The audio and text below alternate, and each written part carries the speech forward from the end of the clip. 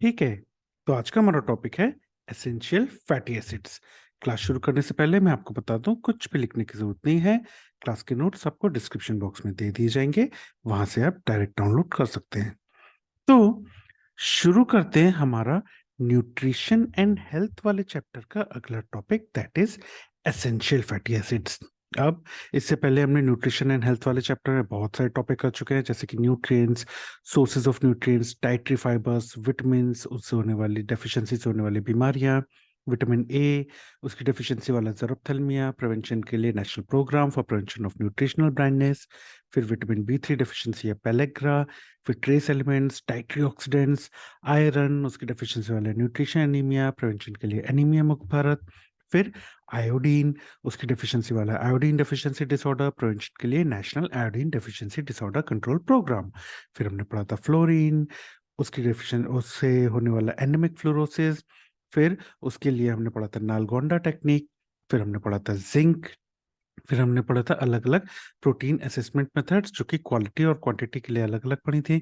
उसी के तहत हमने पढ़ा था लिमिटिंग अमाइनो एसिड्स और एसेंशियल अमाइनो एसिड्स, ठीक। और फिर हमने पढ़ा था net protein utilisation. Okay.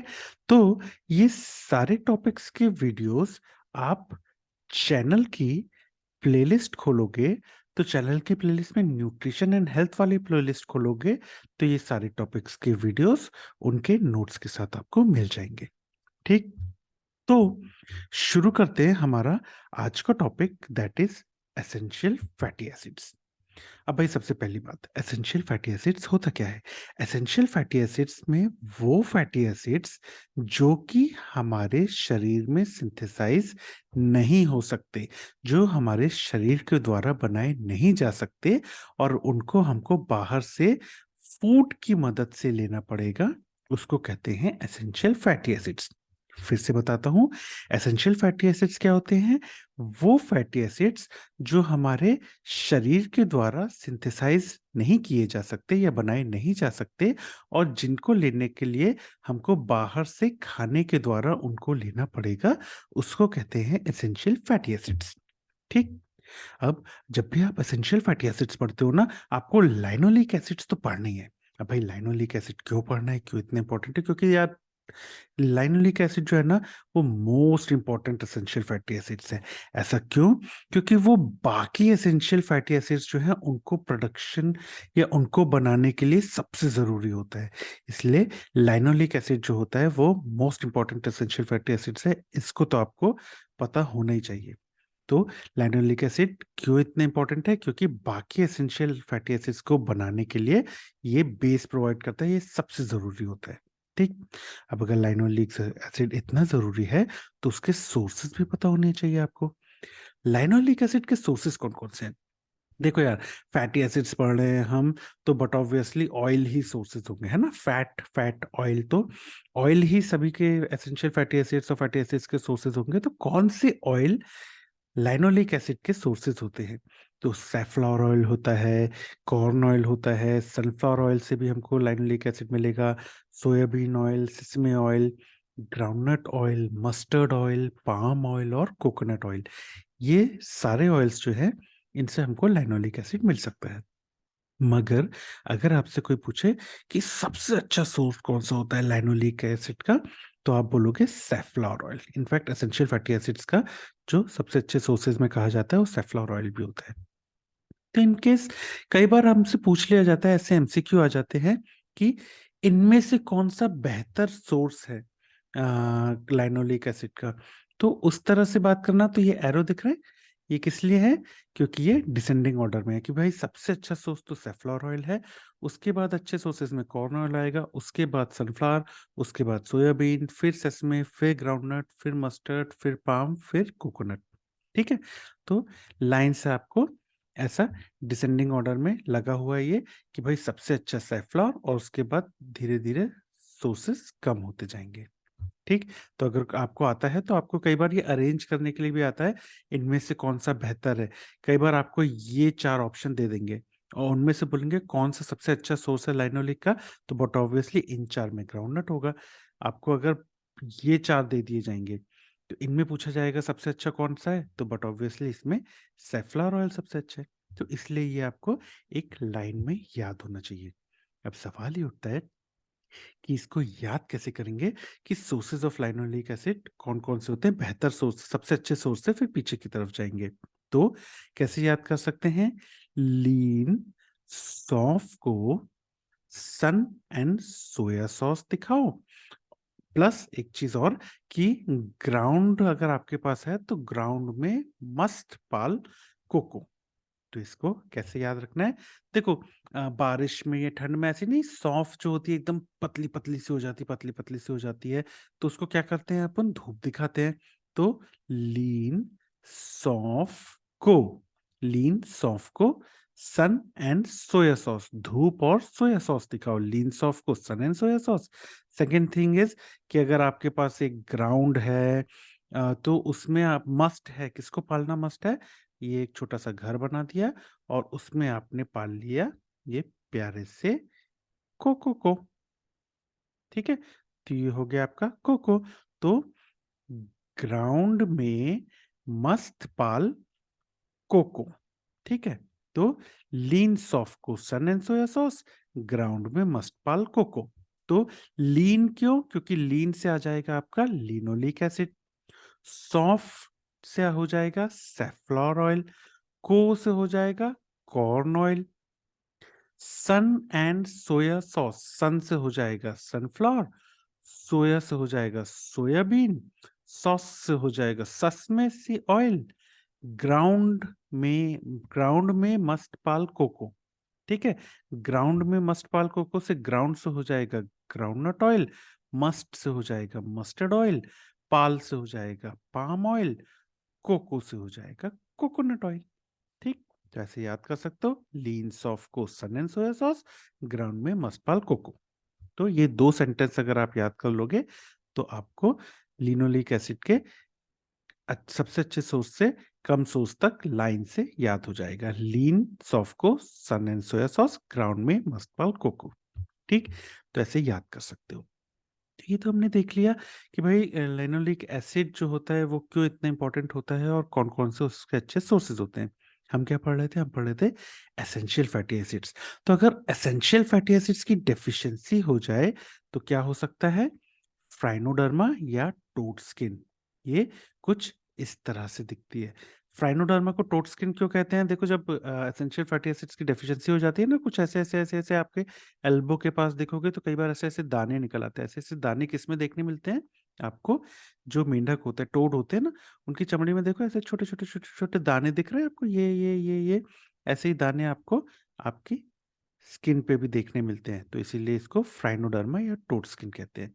In fact अगर आपको याद हो, तो ये हमने फ्राइनोडर्मा और कहाँ पढ़ा था? याद है कुछ? फ्राइनोडर्मा हमने विटामिन ए की डेफिशिएंसी में एक्स्ट्रा ऑक्यूलर मैनिफेस्टेशन के तहत पढ़ा था, याद हो अगर। तो विटामिन ए की डेफिशिएंसी या ज़ेरोथैलेमिया पे हमने अलग से एक वीडियो बनाया हुआ है, विटामिन ए पे भी और ज़ेरोथैलेमिया पे भी, उसको जाके आप अलग से देख सकते हो। ठीक? चैनल की प्लेलिस्ट खोलोगे, तो न्यूट्रिशन एंड हेल्थ वाली प्लेलिस्ट खोलोगे, तो उसमें अलग से ज़ेरोथैलेमिया वाला या विटामिन ए डेफिशिएंसी वाला और विटामिन ए वाला अलग से वीडियो डला हुआ है। ठीक?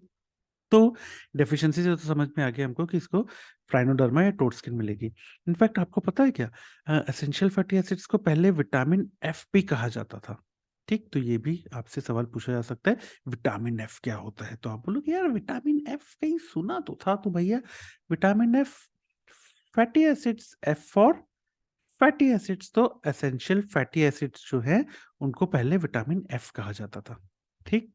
तो ये हो गया आपको। तो हमने तो भाई साहब ये देख लिया कि एसेंशियल फैटी एसिड्स क्या होते हैं, सबसे इम्पोर्टेंट कौन-सा वाला है लाइनोलिक, अगर सबसे इम्पोर्टेंट है तो उसके सोर्सेज़ कौन से होते हैं, फिर एसेंशियल फैटी एसिड्स की डेफिशिएंसी से क्या होता है और पहले इसको क्या कहा जाता था। अब हम बात कर लेते हैं टाइप्स की, कि एसेंशियल फैटी एसिड्स मुख्यतः 3 तरह के हैं देखो। एक तो है ओमेगा 3 फैटी एसिड्स, एक है ओमेगा 6 फैटी एसिड्स और एक है ओमेगा 9 फैटी एसिड्स। मुख्यतः तो आपको ये 3 नाम ही पता होने हैं, ठीक है? अब ओमेगा 3 फैटी एसिड्स जो होते हैं ना, वो डिराइव होता है अल्फा लाइनोलेनिक एसिड से। ओमेगा 6 फैटी एसिड जो होता है वो लाइनोलिक एसिड से डिराइव होता है और ओमेगा 9 फैटी एसिड्स हमको मिलता है ओलिक एसिड से। ठीक? तो ये भी पता होना चाहिए कि भई ये जो 3 हैं ये मेनली डिराइव किससे होते हैं? तो ओमेगा 3 लाइनोलेनिक, ओमेगा 6 लाइनोलिक और फैटी ओमेगा 9 ओलिक एसिड। ठीक, अब इनमें से इंपॉर्टेंट कौन सा है? इनमें से ना ओमेगा 3 फैटी एसिड बहुत इंपॉर्टेंट है। क्यों? क्योंकि ये कोरोनरी हार्ट डिजीज जो होती है उसको कम करने में काफी मददगार होता है। इनफैक्ट आपने ना कई एड्स देखे होंगे खाने पीने की चीजों में कि उसमें इसमें ओमेगा 3 फैटी एसिड है, ओमेगा 3 फैटी एसिड है। तो क्यों इतना हाईलाइट करते हैं? क्योंकि ओमेगा 3 फैटी एसिड्स बहुत अच्छा कहा जाता है कोरोनरी हार्ट डिजीज के इंसिडेंस को कम करने में। इंसिडेंस और प्रिवलेंस याद है ना, हमने पढ़ा था। इंसिडेंस मतलब न्यू केसेस, प्रिवलेंस मतलब न्यू प्लस ओल्ड केसेस। तो नए केसेस नहीं आने देता है। जो आपका ओमेगा 3 फैटी एसिड होता है वो कोरोनरी हार्ट डिजीज को होने में कमी करता है। ठीक है, उसकी रिस्क को कम करता है, उसके केसेस को कम करता है, तो इंसिडेंस भी कम हो जाएगा। ठीक, उसके अलावा ना ओमेगा 9 फैटी एसिड जो है ना ये उतना इंपॉर्टेंट नहीं है। क्यों? क्योंकि ये नॉन एसेंशियल होता है ह्यूमन बीइंग में, उतनी जरूरत नहीं है हम लोगों को इसकी। इसलिए omega 9 fatty acids non essential होता है, लेकिन ओमेगा 3 फैटी एसिड बहुत इंपॉर्टेंट है भाई साहब। कोरोनरी हार्ट डिजीज को कम करने में बहुत इंपॉर्टेंट रोल प्ले करता है। ठीक, तो ये 3 तरह के हमको एसेंशियल फैटी एसिड्स हो गए, ओमेगा 3, ओमेगा 6 और ओमेगा 9। 3 का पहाड़ा ही तो है। 3 का पहाड़ा कैसे याद रखोगे? तो ये क्या पढ़ रहे हैं हम? Essential fatty acids. Essential fatty acids का जो ई है उसको उल्टा कर दो तो 3। तो 3 का पहाड़ा याद कर लो, 3 1 3, 3 2 6, 3 3 9, 3 एकम 1, 3 दूनी 6, 3 3 9। तो याद हो गया आपको ओमेगा 3, ओमेगा 6, ओमेगा 9। सिंपल है। ठीक, तो ये हो गए आपके टाइप्स एसेंशियल फैटी एसिड्स के। उसके बाद आते हैं सोर्सेज। तो यार देखो, सोर्सेज में क्या पढ़ रहे हैं हम? एसेंशियल फैटी एसिड पढ़ रहे हैं। तो एसेंशियल फैटी एसिड्स का तो सबसे मेन सोर्स जो है वो सैफ्लॉवर ऑयल है। खत्म बात, बात ही खत्म हो गई। सैफ्लॉवर ऑयल सबसे अच्छा सोर्स कहा जाता है एसेंशियल फैटी एसिड्स का, रिचेस्ट सोर्स होता है। क्यों? करीब 73% सैफ्लॉवर ऑयल में करीब 73% हमको एसेंशियल फैटी एसिड्स मिल जाते हैं, इसलिए बहुत अच्छा सोर्स कहा जाता है। ठीक, तो अगर कोई आपसे पूछे भैया एसेंशियल फैटी एसिड्स का बहुत अच्छा सोर्स क्या है, तो वो है सैफ्लॉवर ऑयल। ये दिख रहा है आपको? ये सैफ्लॉवर कुछ इस तरह से इसका फूल दिखता है, कुछ इस तरह के इसके जो बीज होते हैं वो दिखते हैं, और कुछ इस तरह से इसका ऑयल दिखता है। तो सैफ्लॉवर ऑयल एसेंशियल फैटी एसिड्स का सबसे अच्छा सोर्स होता है। ठीक है, रिचेस्ट सोर्स होता है। याद करना बहुत सिंपल है। फ्लावर में देखो दो दो एफ आ रहे हैं, है ना? तो एसेंशियल फैटी एसिड्स को भी पहले विटामिन एफ ही कहते थे। तो दो दो एफ वाला सेफ्लॉर ऑयल रिचेस्ट सोर्स होता है एसेंशियल फैटी एसिड्स का। ऐसे ही याद कर सकते हो। ठीक, अब ना जो एसेंशियल फैटी एसिड्स है ना, वो ना मुख्यतः 3 चीजें मिलती हैं उसमें। क्या क्या? सैचुरेटेड फैटी एसिड्स, ये एस क्या है? एस का मतलब होता है saturated, saturated fatty acids. Mono, उसके सैचुरेटेड है तो अनसैचुरेटेड भी होगा। तो अनसैचुरेटेड में 2 अनसैचुरेटेड है, एक है मोनो अनसैचुरेटेड फैटी एसिड्स और पॉली अनसैचुरेटेड है ये, पॉली अनसैचुरेटेड फैटी एसिड्स। तो हमारे पास एसेंशियल फैटी एसिड्स जो है ना वो 3 चीजों से मिलकर बना है, saturated fatty acids, mono unsaturated fatty acids और पॉली अनसैचुरेटेड फैटी एसिड्स। ठीक है, तो करीब 10% सैचुरेटेड फैटी एसिड्स है, 15% मोनो अनसैचुरेटेड फैटी एसिड्स है और 75% पॉली अनसैचुरेटेड फैटी एसिड्स है। आपने देखा होगा ना, जो एड्स आते हैं पूफा पूफा करते रहते हैं, जो ये जो आपका पूफा होता है ना, खाने के एड्स में जो आता है पूफा पूफा, ये पूफा क्या है? पूफा मतलब पॉली अनसैचुरेटेड फैटी एसिड्स। ठीक है, तो PUFA, poly unsaturated fatty acids. ठीक, तो ये भी आपको पता होना चाहिए कि भैया एसेंशियल फैटी एसिड्स में तीनों चीजें हैं, सैचुरेटेड भी है, अनसैचुरेटेड भी है। अनसैचुरेटेड में मोनो अनसैचुरेटेड और पॉली अनसैचुरेटेड फैटी एसिड्स। अब मेन तो आपको यही याद रखना है कि एसेंशियल फैटी एसिड्स के सोर्सेस क्या है, तो वो तो सैफ्लॉर ऑयल है। मगर अगर आपसे पूछ लिया जाए, जो कई बार एमसीक्यू में पूछा भी जाता है कि भाई अनसैचुरेटेड फैटी एसिड्स में बता दो, पॉली अनसैचुरेटेड फैटी एसिड्स के अच्छे सोर्सेस का नाम बता दो, या सैचुरेटेड फैटी एसिड्स के अच्छे सोर्सेस का नाम बता दो, तो ये भी आपको पता होना चाहिए। तो जो पॉली अनसैचुरेटेड फैटी एसिड है उसके अच्छे सोर्सेस में तो वही आएगा, सैफ्लॉर ऑयल।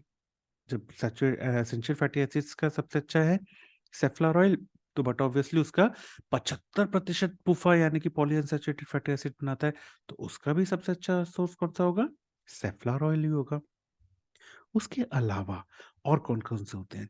तो सनफ्लावर ऑयल होता है, सोयाबीन ऑयल होता है, मार्गारीन ऑयल होता है, ग्राउंडनट ऑयल होता है और पाम ऑयल होता है। ये सभी काफ़ी अच्छे सोर्स कहे जाते हैं पॉली अनसैचुरेटेड फैटी एसिड्स के, ठीक? वहीं जो सैचुरेटेड फैटी एसिड होते हैं ना, उसके अच्छे सोर्सेस कौन से हैं? कोकोनट ऑयल है, बटर है, palm oil, groundnut oil, margarine, soybean oil, sunflower oil और सैफलॉर ऑयल, ठीक? तो मैं ये कहूँगा सबसे पहली चीज़ जो आपको याद रखनी है ना, वो तो सबसे अच्छे सोर्सेज़ याद कर लो। तो एसेंशियल फैटी एसिड्स का तो सैफलॉर ऑयल है, पॉली अनसैचुरेटेड का भी वही हो जाएगा सैफलॉर और सैचुरेटेड फैटी एसिड्स का क्या हो जाएगा? Coconut oil. तो पहले तो आपको ये 3 तो पहले-पहले याद रखने हैं कि सैफलॉर ऑयल जो है वो एसेंशियल फैटी एसिड और पॉली अनसैचुरेटेड फैटी एसिड्स और coconut oil saturated fatty acids का, ठीक? उसके बाद अब याद कर सकते हो आप कि पॉलीअनसैचुरेटेड के कौन-कौन से और सैचुरेटेड फैटी एसिड्स के। देखो हमने लाइन से लगाए हैं फिर वही डिसेंडिंग ऑर्डर में कि सबसे अच्छा सोर्स तो सैफ्लॉर ऑयल है, उसके बाद आता है सनफ्लावर ऑयल, उसके बाद सोयाबीन, उसके बाद मार्गारीन, उसके बाद ग्राउंडनट और सबसे नीचे पाम ऑयल।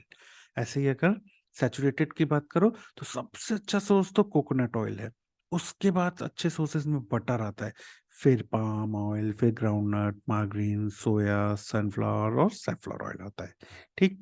तो ये ऐसे डिसेंडिंग ऑर्डर में याद रखोगे तो अच्छा होगा। अब याद कैसे करेंगे इसको? तो देखो यार, पॉली अनसैचुरेटेड फैटी एसिड्स को ऐसे याद कर सकते हो जैसे मैं याद करता था, ठीक है? अब मैं भी जब यूजी था तो पीयू आते थे, पीयू की डेट आ जाती थी, ओह भाई साहब पीयू की डेट आ गई, अब क्या होगा?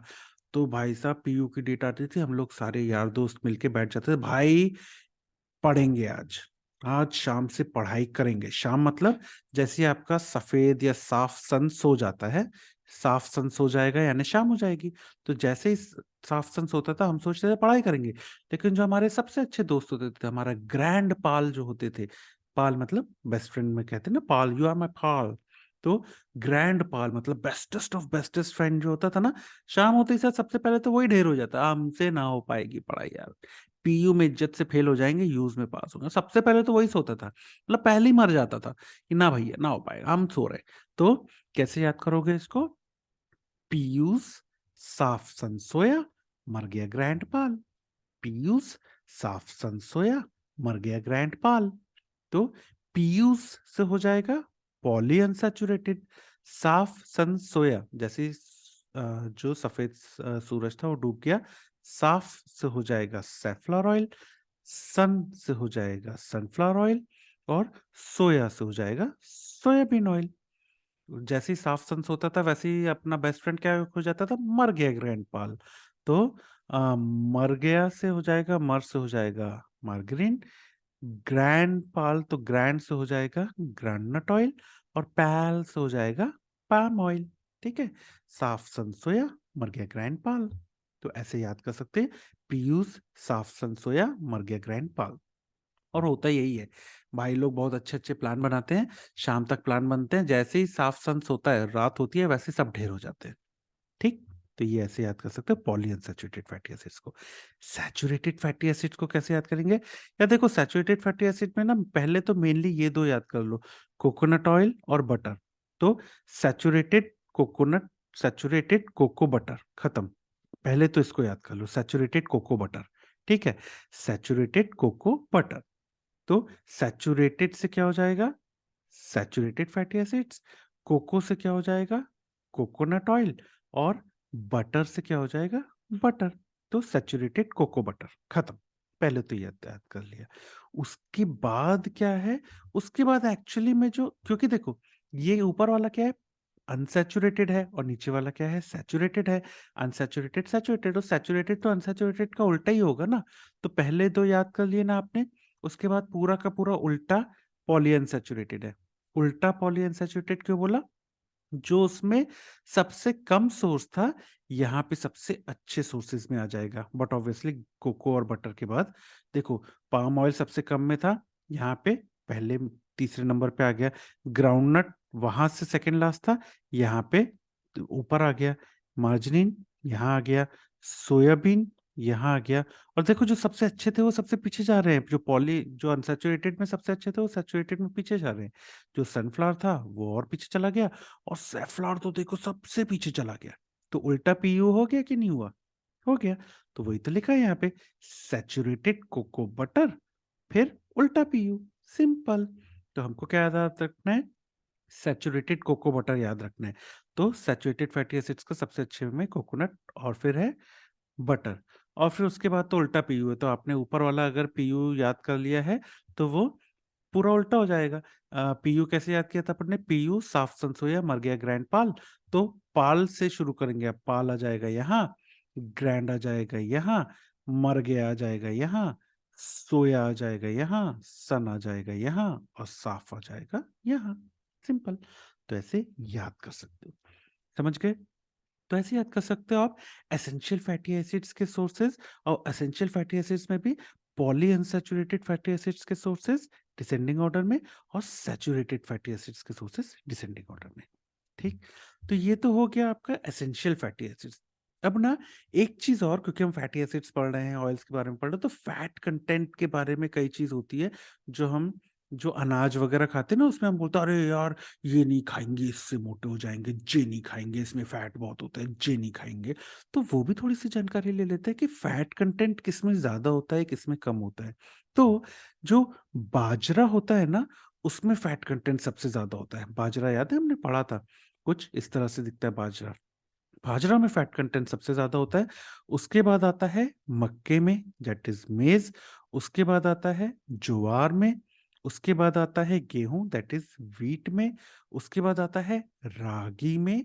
और सबसे आखिरी में आता है राइस में। जो फैट कंटेंट एक्चुअली में देखा जाए इनमें अनाजों में, तो राइस में सबसे कम होता है। नहीं बोलते हैं, अरे चावल खाएंगे मोटे हो जाएंगे, चावल खाएंगे मोटे हो जाएंगे, चावल खाएंगे मोटे हो जाएंगे। तो दादा, चावल में अगर फैट कंटेंट की बात करो तो वो तो सबसे कम होता है। ठीक है। तो अब वो बात अलग है, तुम बोलोगे कि भैया राइस का ग्लाइसेमिक, व्हाइट राइस जो पॉलिश राइस होता है उसका ग्लाइसेमिक इंडेक्स हाई होता है, उसकी वजह से फलाना ढिकाना, अपन वहां नहीं घुस रहे, अपन सिंपल फैट कंटेंट की बात कर रहे हैं। ठीक। तो फैट कंटेंट सबसे ज्यादा बाजरा में, फिर मेज में, फिर ज्वार में, फिर व्हीट में, फिर रागी में, फिर राइस में। तो ऐसे डिसेंडिंग ऑर्डर में याद रखना। अब इसको याद कैसे करेंगे? देखो, फैट कंटेंट सबसे ज्यादा होता है बाजरा, मेज। तो इसके लिए ना एक कहानी याद करते हैं। मैं ना बचपन में जब मैं छोटू था, हाँ सही में मैं छोटू भी था, तो मैं ना बचपन में छोटू जब था, तो ये हो गए मेरे छोटू छोटू से पाँव, ये हो गया गबद्दू सा मी। ठीक है। बचपन में ना मैं बहुत रोता रहता था, खूब रोता था, ऐसा भै भै करके रोता रहता था मैं। ठीक है। खूब रोता था मैं, ऐसे ऐसे आंसू गिरा दो, भै भै भै, मेरे दो ठो बाल भी लगा देते हैं। मैं खूब रोता रहता था। ठीक है। इसीलिए मेरा नाम क्या पड़ गया था? मेरा नाम पड़ गया था बाजा। अरे सही में मेरा नाम बाजा था। भैया का नाम रख दिया था राजा, क्योंकि वो एकदम शांत, एकदम रॉयल टाइप का बंदा था बचपन में। अरे क्या राजा जैसे पड़ा रहता, तो उसका नाम राजा रख दिया था। और मैं भै भै भै पिनपिनाता रहता, तो मेरा नाम अब राजा से मिलता जुलता नाम भी रखना है, और रोतलू नाम भी रखना है, तो बाजा रख दिया था, राजा बाजा। हाँ सही में आज भी ननिहाल जाता हूँ तो राजा बाजा करते रहते हैं। तो बाजा मेरा नाम था। तो और गबद्दू तो मैं था। तो फैटी बाजा। देखो, ये मैं हूं और फैटी हूं, तो ये हो गया अपना, ये मैं रो रहा हूं तो बाजा हो गया। और फैटी तो मैं हूं ही, तो फैटी बाजा। और फैटी बाजा मैं, तो ये हो गया मैं। ठीक है। और ना फैटी क्यों था, ऐसा गबद्दू क्यों था? तो क्योंकि मैं खूब खाता रहता था। अब खाता रहता था तो ये जो अपने हाथ में ऐसी बड़ी सी प्लेट रख दो, और प्लेट में एक साइड तो खूब सारा खूब सारा खूब सारा खूब सारा खूब सारा खूब सारा खूब सारा खूब सारा खूब सारा खूब सारा चावल रख दो, और एक रख दो आप यहाँ पे कटोरी, जिसमें रख दो राजमा। तो ये हो गया आपका राजमा, और ये हो गया आपका चावल, यानी कि राइस। ये जो दूसरा हाथ है, इसमें ऐसा कौर बना लो जिसमें मैं राजमा राइस खा रहा हूं। ठीक है। तो क्या हो गया यहाँ पे? फैटी बाजा। देखो, मैं हूं ना एकदम गबद्दू सा, मतलब आज भी गबद्दू हूं, लेकिन उस समय तो मस्त सॉफ्ट सॉफ्ट गबद्दू होता था, मस्कुलाइन नहीं होता था। तो फैटी, और मैं खूब रोता था, तो बाजा मैं। फैटी बाजा मैं जो ईट, ये देखो खा रहा हूं ना, तो जो ईट, क्या खाता हूं मैं, क्या खा रहा हूं मैं, राजमा राइस। ठीक, तो इसको याद कैसे करेंगे कि फैट कंटेंट किस में सबसे ज्यादा होता है, तो बहुत सिंपल सा जो निमोनिक है वो है फैटी बाजा मैं जो ईट राजमा राइस।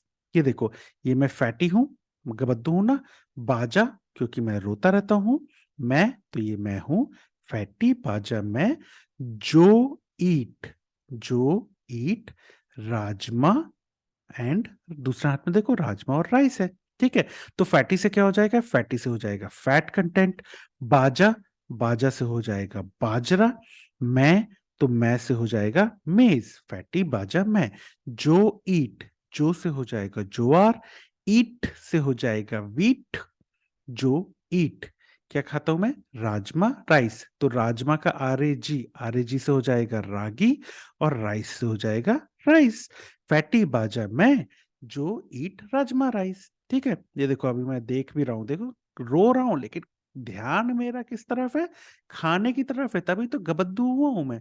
तो फैटी बाजा मैं जो ईट राजमा राइस, ऐसे आप याद कर सकते हो फैट कंटेंट किस में ज्यादा होता है।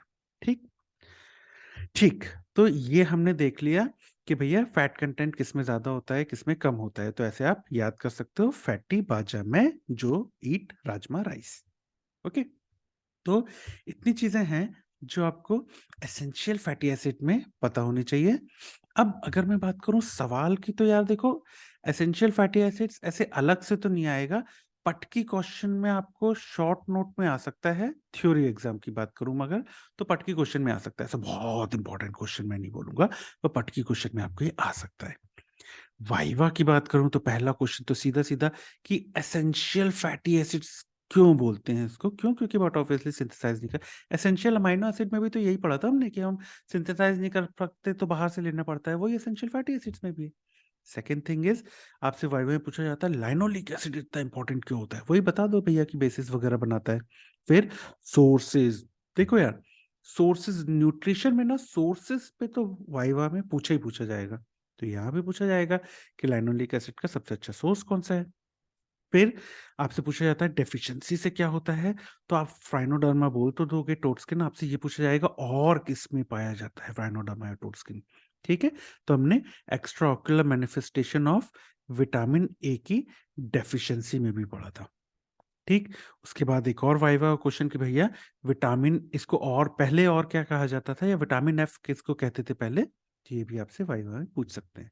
ठीक, उसके बाद टाइप्स, भाई साहब टाइप्स आपसे पूछ सकते हैं कि कितने तरह का होता है, और उसमें भी सबसे इंपॉर्टेंट कौन सा है, तो ओमेगा 3 सबसे इंपॉर्टेंट है, कौन सा जरूरी नहीं है इंसानों को, ये भी पूछ सकते हैं।